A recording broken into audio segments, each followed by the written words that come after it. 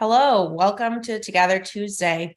These are our virtual events here at Kents Hill School where we focus on a different topic each month to tell you a little bit more about our school.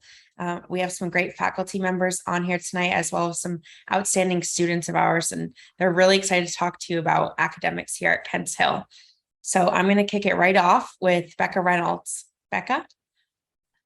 Good evening, everyone, and welcome to Kents Hill School. It's so nice to see you here with us tonight. We're really mostly excited to be able to share with you about the academic experience here at Kents Hill. So we have 3 of our faculty and 3 of our students to help introduce you to some of the concepts through our educational programs here, answer any questions you might have. So I thought it might be fun at first to hear from each of our students a little bit about maybe who you are and why you chose Kents Hill. So Clara, how are you? Are you able to start with telling us a little bit about yourself? Yeah, sure. I'm Clara. I'm from New Brunswick, Canada. This is my second year on the Hill. And the reason why I chose Kents Hill is because I wanted to be challenged both academically and athletically, and that really provided that for me. I also really like the small community, and it reminded me a lot of home, so that's one of the reasons why I chose to come here. Great, thank you. Noah, how are you this evening? Hey there. Are you joining us from home tonight? Yeah, so I'm in my room right now. All right, good. So why don't you tell us a little bit about you and why you chose Kents Hill? So I think the biggest thing when going through the whole process, after the conclusion of my junior year was finding a place where I could not only feel accepted, but feel that I could also challenge myself. And when I first got to campus, I kind of felt like a community vibe to it that was not provided at some of the other places that I was looking at. And that was one of the really big draws for me. And I feel like since I've gotten here, I've really gotten to involve myself in that community, as well as challenge myself on the classroom and on all the playing surfaces that I was able to play on these past 2 years. Great, thank you. And we have Tyler Smith with us this evening. Hi, Tyler. Hello. So How are you? I'm pretty good. How are you? So I'm Tyler. I'm from Winthrop, Maine, just a couple minutes down the road from Kents Hill. And it seems like the theme for tonight, but I picked Kents Hill to challenge myself.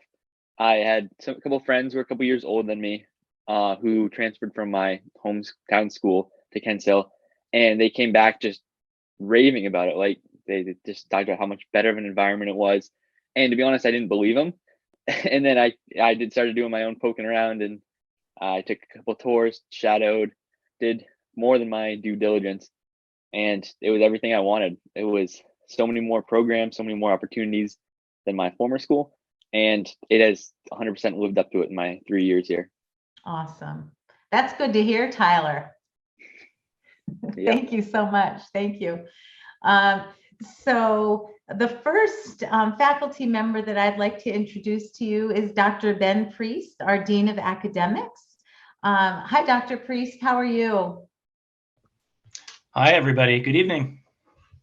Good evening. So can you talk a little bit about our cornerstone, Prepared for Anything? Yeah, absolutely. So this is one of our 4 cornerstones at Kents Hill, one of the ways that we define our program. And as those words suggest, prepared for anything, our academic goals for Kents Hill students include college, but also life. We really like the idea of our academic program getting our students ready for whatever comes next. And that certainly means the rigors of college and college level classes, but it also means acquiring the knowledge and honing the skills and working on some of the character attributes that will serve them well beyond college and life. And so by prepared for anything, we mean that our academic program should be training for adulthood, and that includes college, but it is not limited to college. All right. How are we doing, kids? Are we training you for adulthood? Yeah, good. Thank you, Dr. Priest. Can you talk a little bit about the 4D curriculum here at Kents Hill School and what that means and what students can expect? Yeah, absolutely. The 4D framework basically says that in 2022, schools across the country and really across the world should focus on four big things, four big components or four big dimensions. And so the D in 4D stands for dimensions. And those dimensions are knowledge, skills, character, and meta learning, which we sometimes translate at Kents Hill as reflection. So basically what that means is that we want all Kents Hill students by the time they graduate to be broadly knowledgeable about the world. And we can talk a little bit about how we aim for that through our courses and the kinds of electives that we offer here. We also want our students to have razor sharp skills. So we want them to be good at communication. We want them to be able to write and speak very well. We want them to be collaborative and able to work with other people. We want them to be very, very sharp critical thinkers. So we want them to be able to solve problems and really sort of tackle big intellectual and social challenges. And ultimately, too, we want them to be creative. We want them to be able to think outside the box and be innovative and come up with their own ideas, often, sort of in concert with classmates. So that's the skills component of 4D. The character component basically means that we want students to leave Kents Hill with an idea of what it means to be a good person and a good citizen. And so you might see on our website and in some of our other materials references to the core values. This is a set of values or virtues that we've come to believe as a community are really important. And we believe strongly that if you nurture those values and try to live your life according to things like responsibility and altruism and honesty and generosity and friendship, that you'll be happy yourself in your own life, and you'll also be a nice person to be around. You'll be able to get along with other people, be a good citizen, be a good coworker, be a good person. In meta learning, which is the final part of 4D, that sounds like a complicated concept, but it really just means that we want students to know how to learn on their own. We take seriously that at some point students are going to leave Kents Hill and they're going to go to college and they're going to go in the workforce and they're going to have to be able to teach themselves new things. And in order to be able to do that, our students need to know about themselves as learners. They need to be good at, for example, taking notes, knowing how to study and prepare for big, difficult challenges. It also means that they know how to reach out and get help when they need it from different kinds of resources. So honing meta learning, honing the ability to learn on their own, that's another big goal that we have for our students. And so those are the four components of the 4D framework: knowledge, skills, character, and meta learning or reflection. That's not a framework that we've invented. We were inspired by a couple of people doing interesting things out in the world of education, but we believe strongly that that is a really good framework for 21st century education, and we've built our program around that framework. Thank you. That makes a lot of sense, and I really appreciate the way that you say and speak about the 4D curriculum. Thank you for doing that. So I thought it would be nice for our guests to hear a little bit about some of the unique class offerings that we have here at Kents Hill School. Do you have some favorite classes that you like to talk about when you talk with groups of people? And if so, could you talk about those with us? Yeah, absolutely. I mean, this is something that we're really proud of. Over the past 5 years, we've done a lot of creative work to try to make sure that our classes are interesting and engaging to students, but also very contemporary and very relevant. We like the idea that, we're a 200-year-old boarding school, and we have elements of very traditional New England boarding school curricula here, but we've also updated that by creating classes that speak to 21st century situations and problems. And I guess my current favorite set of classes, I've got a few that sort of span the whole school, but right now my current favorites are all associated with a new department that we've created that's called Technology and Engineering. And so at Kents Hill, in addition to having an English department and a math department and a science department, like every other school in the country, we've also created this new academic department that's called Technology and Engineering. It's kind of a big deal for us. It's a big change in terms of our academic program. And it means we've added 8 new classes to our curriculum that did not exist beforehand. And so some of my favorites, for example, are we have a couple of different robotics options. We have an introductory course on robotics, but we've also got an advanced robotics and engineering class. We've got a class called Physics and Engineering Fundamentals, which teaches physics not just in a sort of physics lab context like in a traditional classroom, but the whole class is a sort of project-based class that shows students how to apply the concepts and the principles of physics in different engineering areas like electrical engineering and mechanical engineering and so on. We also have several computer science courses as well, and we have students this year who, having completed their computer science courses, are gearing up to challenge the AP computer science exam in the spring. So those are several of my favorite classes. I'm also very, very glad that we're teaching things in our humanities program like AP Human Geography. We've got courses in several of the social sciences as well, like economics. We have an investment and financial planning class, an entrepreneurship class. So for me, these are all examples of some of the creative stuff that we've done over the past 5 years to really try to make sure that even as we continue to have strong foundational classes in English, in math, in world languages, and so on, we've also got several classes that feel very contemporary.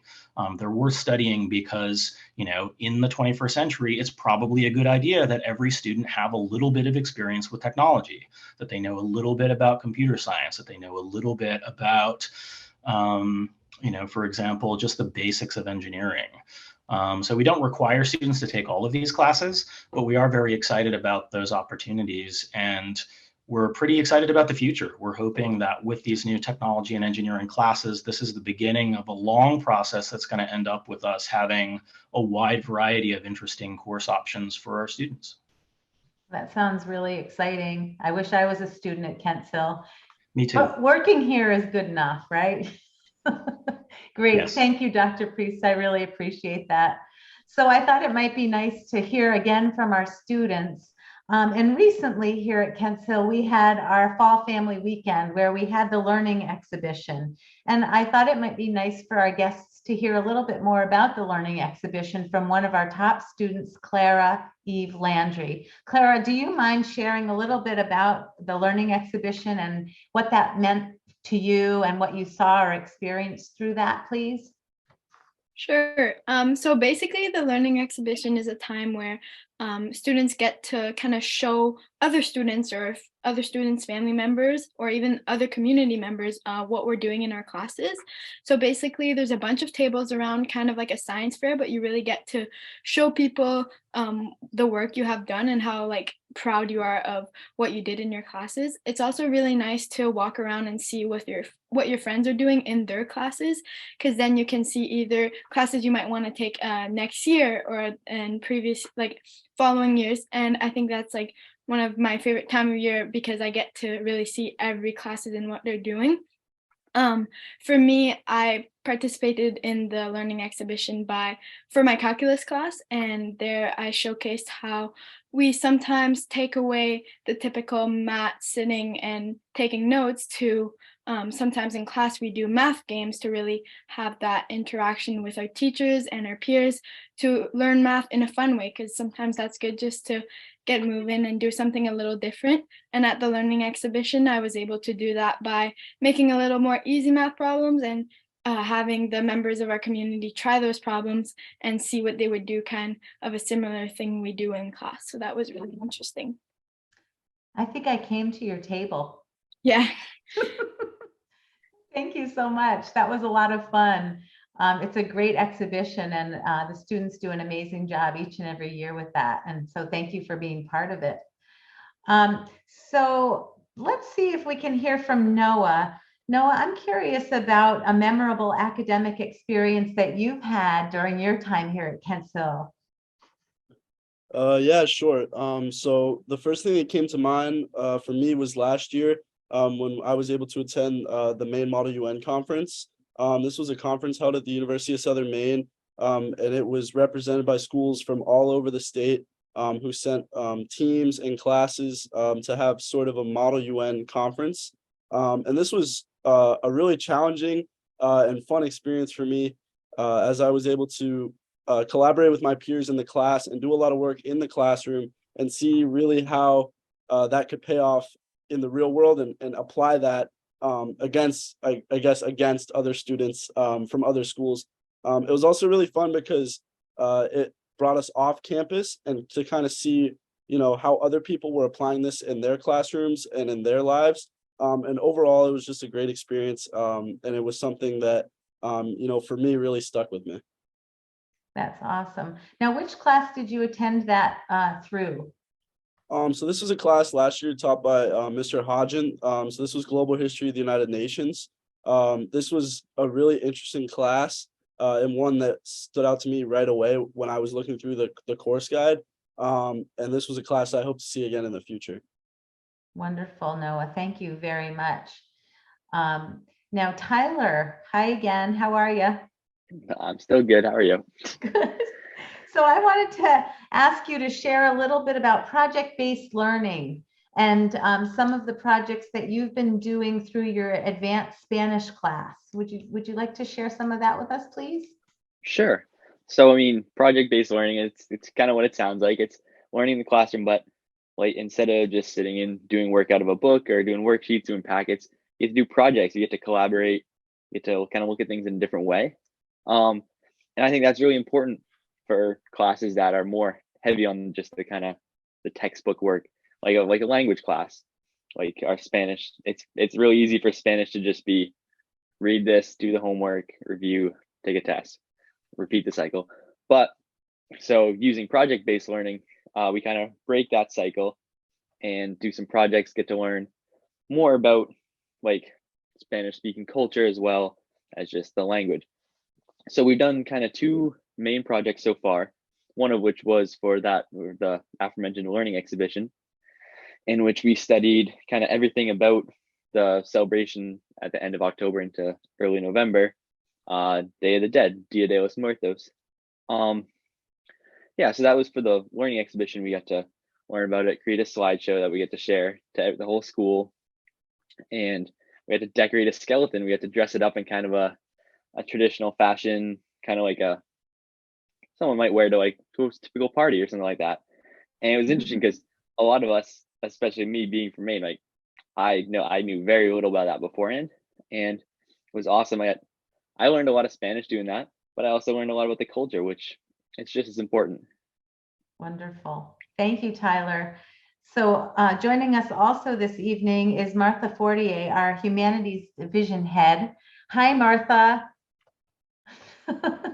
So I was hoping that you would elaborate a little bit more on what Tyler talked about and share some other examples of project-based learning through the humanities, what we're doing here at Kents Hill to make learning fun and engaging. Can you talk with us a little bit more about that? Sure. So Tyler kind of nailed it, right? PBL is project-based learning. It really suggests that there's more activity and sort of ownership of your learning as students. And often you're trying to solve a real world problem or address some issue that's personally relevant to you. And so I love what you said, Tyler, about sort of like getting beyond the textbook and actually applying what you've learned. And it is actually a tenet of our teaching here. We're all required to conduct at least one project-based learning activity in one of our classes, and most of us do more than that. So some quick examples. So in a language class, we might have you build an itinerary for a trip to another country. So establish a budget, do transportation, figure out where you'd stay, great real world application. In my podcasting class, in my Rebel in Society and Literature class, we're doing a podcasting project. And so we're working with sound traps, so they're learning some technical skills and just figuring out how to reach an audience, talking about rebellion in society and whether they think it's important or valuable and what sort of the characteristics of a rebel are. Last year, there was a class called Global Voices, Global Perspectives. This was a cool one. Every student had to pick a peer who was from another country, which is pretty easy because at Kent Hill we have, is it 33 countries represented? 36? 32? It's in the 30s. So everyone had to pick someone from another country and just ask them about their culture. So we worked on interviewing skills, and then submitted those to New York Times contest. And then 3 of them are due to be published in one of the Kent Hill newsletters. So students said that was like amazing to learn about their peers. And very recently, and Tyler knows this because he's in my class, each student worked in a group and created a public service announcement. So created a video for our community, which I thought was very cool. So they identified an issue that we felt needed addressing, like cleaning up the stew, or swearing less, or yeah, thought I'd throw that out there. And being more careful with your use of the app Be Real, and monitoring the spreading of rumors. So these were all ideas generated by students. So something they were passionate about to help our community. But I wanted to really quickly highlight a teacher's course that Noah mentioned. Mr. Hodgen has taken freshman history and made it completely PBL. So again, wishing I were going to school at Kent Hill. You create your own country in this class called the Global Studies Seminar. And you have to establish its government and its economic system, sort of think about the social and cultural aspects of your country. That's all first semester. And then second semester, you run your country. And he just creates world events that impact this world that you've created. So every single student creates and names their own country. And then every week he just drops some world event that happens, and you have to react and make treaties and figure out whether you're going to, sell your land or something. So it's the whole course is actually PBL. It's pretty exciting. So that's just a quick survey of some of the different kind of learning we do in our classes. That sounds great. So much fun. Thank you, Martha, so much for sharing with us. So this would be a fantastic time for our guests to feel free to ask questions of our students and or our faculty. I know that we've given you a lot to think about here this evening, but we're more than happy to answer any questions you have. We're sort of wrapping up a little bit early, so we've got plenty of time if there's anything you'd like to talk about or know more about.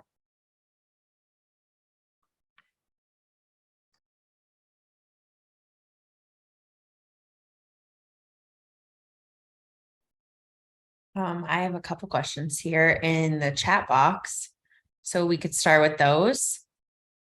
The first question asks, can I do an independent study on a topic I'm interested in? Dr. Priest, would you like to talk about that? Oh, yeah, sure. Yes, the short answer is yes. And I'll follow up by saying that every year we have a bunch of students, I would say roughly on an average year, anywhere between 6 and 12 students who complete independent studies at Kent Hill. Usually these independent studies begin with something that a particular student is curious about, interested in, maybe they know a little bit about and want to have the time and the space to learn more on their own, maybe with some teacher guidance.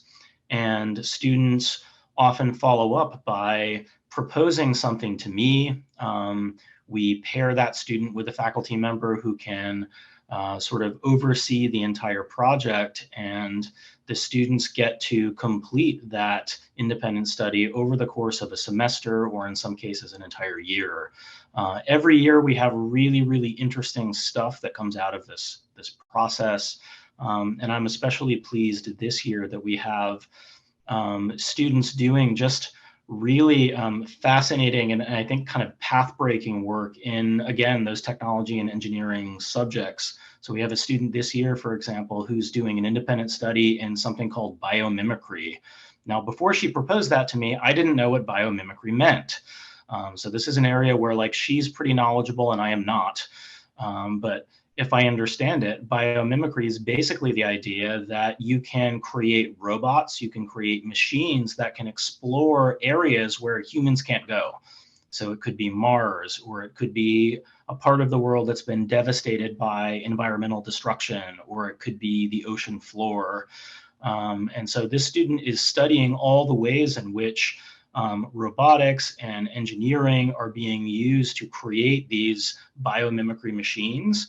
And in the second half of the year, she's actually going to go to the point of actual fabrication, where she's going to start building her own example of a robot, of a machine that can do this kind of stuff. We've got other examples though as well. We have a student right now who I believe is actually collaborating with Ms. Graziano, doing an independent study in marketing. And maybe Nunzi, you can say a little bit about kind of how she's using her time. I know she did a really nice presentation at the Learning Exhibition, but what does her independent study look like? Sure. Yes. So one of our students, Nora, she came to me. She's interested in communications and marketing, and she is now running our blog. And so she writes interest pieces on Kents Hill, whether it's about academics, athletics, or student life, things going on around campus, things going on around Maine. So it can really be anything she's interested in. She's excited to start interviewing some faculty and some students over the coming months. And then maybe getting into a little bit of video blogging, which is exciting. So Nora typically submits a post to me each week, and then I will edit it with her, and we work together to make sure it kind of fits in some sort of bucket. So any of those buckets I mentioned, like academics, athletics, etc.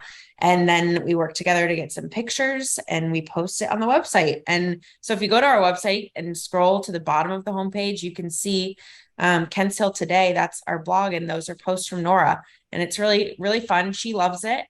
And it's great for us to have a student using their voice talking about their Kents Hill experience. It's been really, really great.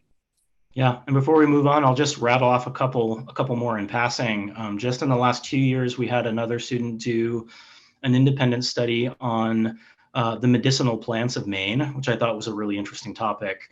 Where this was just something that she was curious about. Wild plants in Maine that have some sort of a traditional medicinal value.